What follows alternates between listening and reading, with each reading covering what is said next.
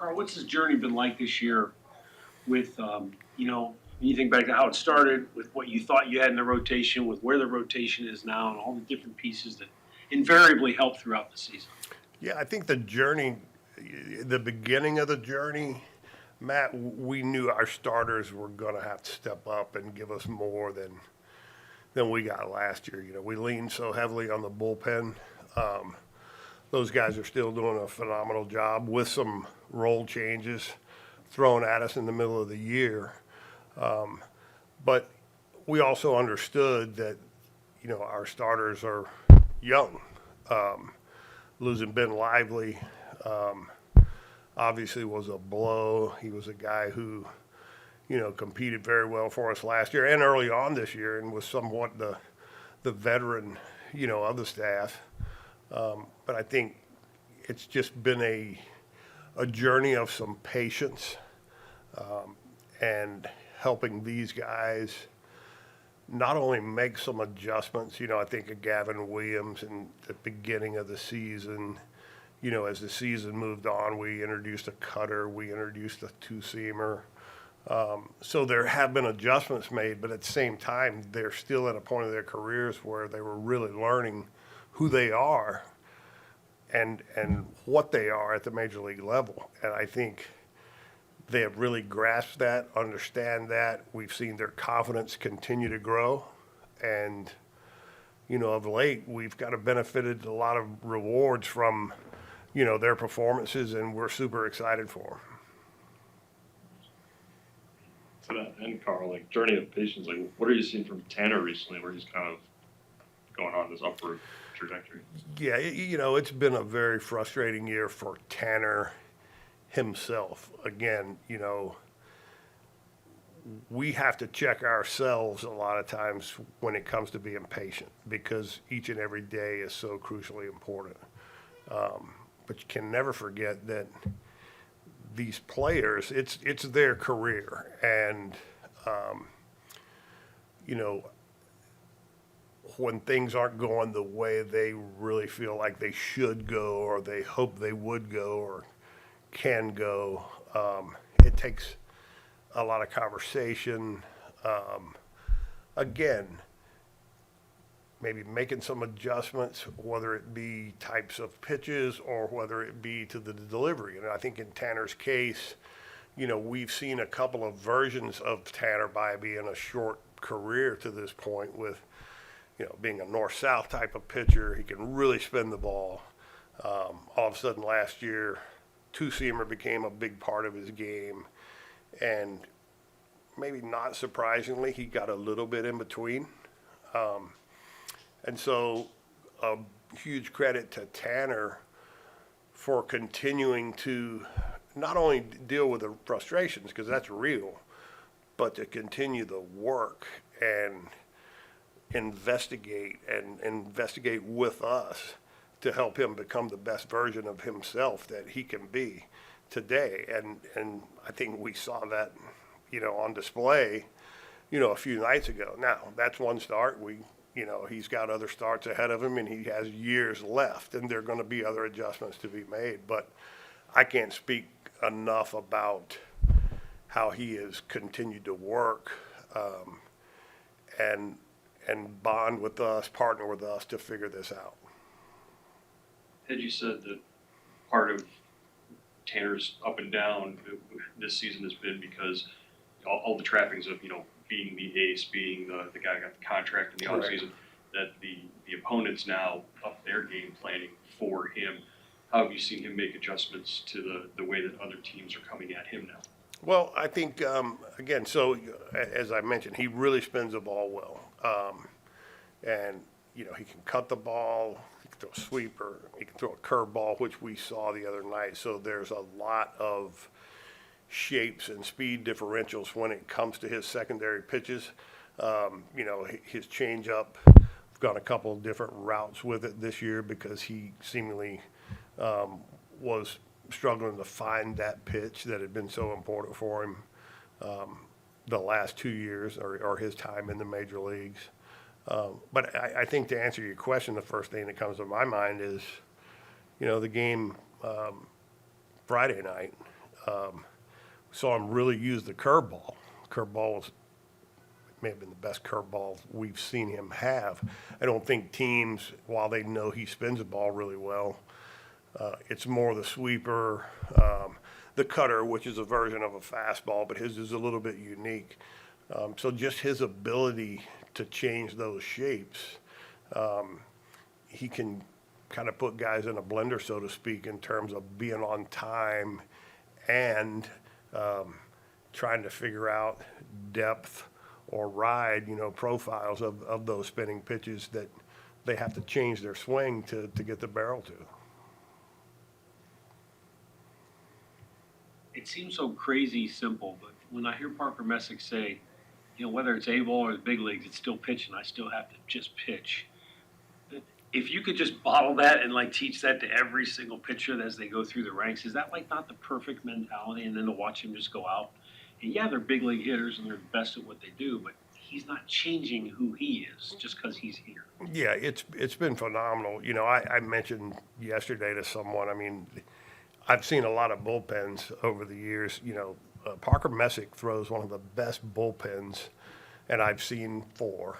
So, but he throws one of the best bullpens in terms of his purpose and how he tries to tunnel and sequence pitches off of one another. But then his command of those pitches and the standard he holds himself to.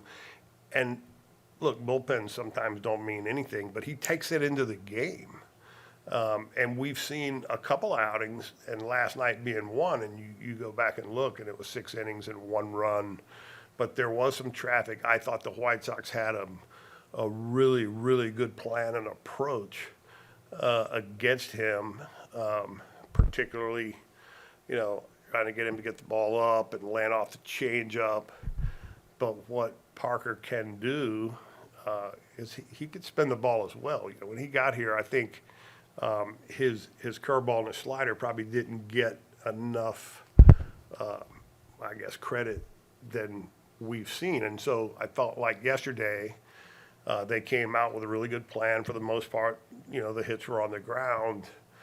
But once he landed some curveballs and he put it in their mind, and all of a sudden it's like they kind of forgot about the changeup. All of a sudden, here comes a changeup, and he's kind of cruising. So, we start each and every game with a plan, and the opposition does as well. Sometimes we have to make adjustments sooner than we're anticipating, but he has the ability to make those adjustments and still not back down from attacking.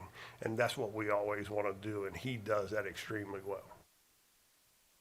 It's that approach to the bullpens, is that something from being at Florida State through the developmental system, or how refreshing is that for you for when a guy arrives to have that approach? I can't speak to his time at Florida State. I'm a Tar Heel fan anyway, but but obviously a great program, but obviously he was coached very, very well there, because that's a period in every player's life where they're really starting a bigger development. It's a bigger stage, and it's all of a sudden you start thinking about the next steps and the next levels, and his work ethic and his recognition of what his pitches need to look like and where they play at and where they don't, and how to play that cat and mouse game with hitters.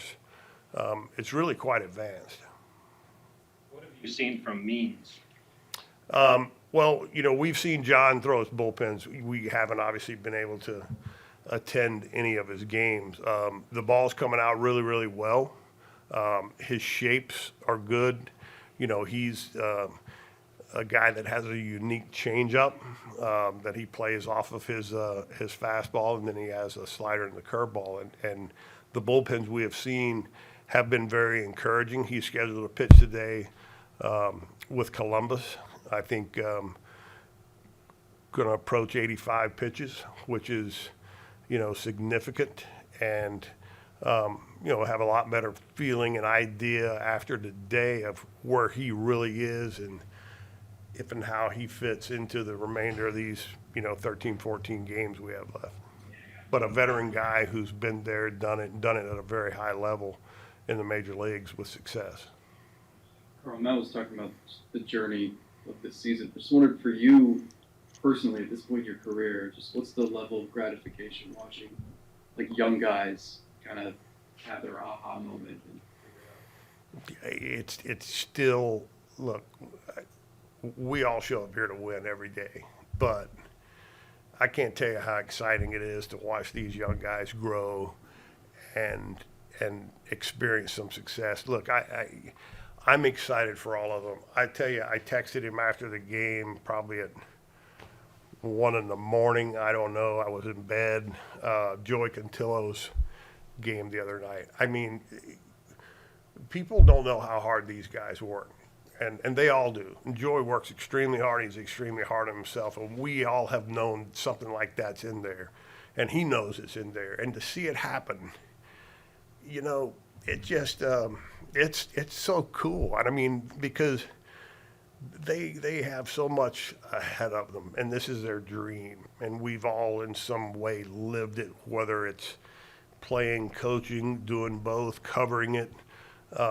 And to see these guys go out and have moments like that and prove to themselves that they can do it at this level, at that level, it's the most gratifying part of the job, aside from high fives after each and every game.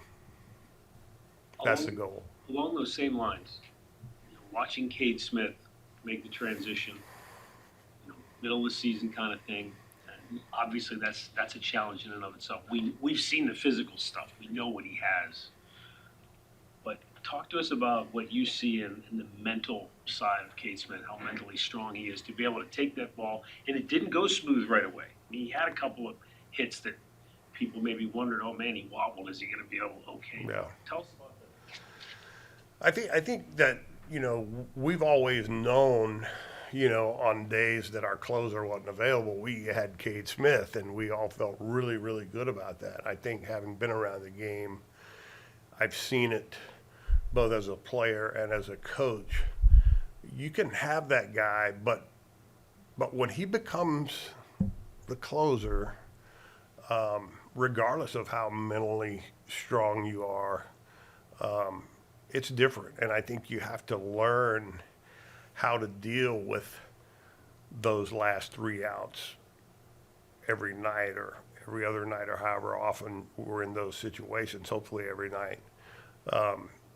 And Cade's one of the most disciplined, mentally strong people we have. I mean, we talk about him all the time. He's kind of robotic in terms of his routines, but that's part of another thing. His routine has to change. Because before, he had to be ready potentially in the 6th inning or the 7th inning to come in, put out a fire, in and out and done, or finish another inning and done. And now all of a sudden it's like a waiting game to get there. And so the sequencing of how he prepares, it's going to change a little bit. That's probably the biggest adjustment that he's had to make and adapt to that. But we have seen of late him, I think, start to settle in. Every closer has their moments, their hiccups. It's part of the game. They get magnified because it's the end of the game.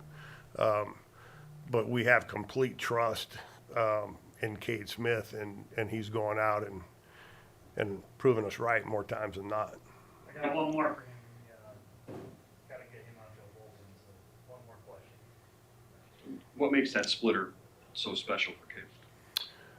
I think it's the conviction with which he throws it. I mean, first of all, the fastball really helps the splitter because the fastball, the extension he gets, the velocity you see on the board, the perceived velocity is probably higher than the reading because he releases the ball a little closer to the hitter than most, and then he throws it like a fastball. I mean, it's a fastball delivery, it's a fastball arm speed, and just the depth he creates with it. And I think in Cade's case, a unique ability to land it in the bottom of the strike zone when he wants to, but also get strike to ball. And hitters have to respect that perceived velocity, that real velocity as well. And it's just hard to be on time. We saw it last night, with Benintendi, I think a 3-1 count, the last at bat of the game, and he threw that split, and it was foul ball, and it's like, there's no way he's thinking he's throwing a split right here. And then he beat him with a fastball. So a lot of things make it good, I guess is what I would say. Thank you.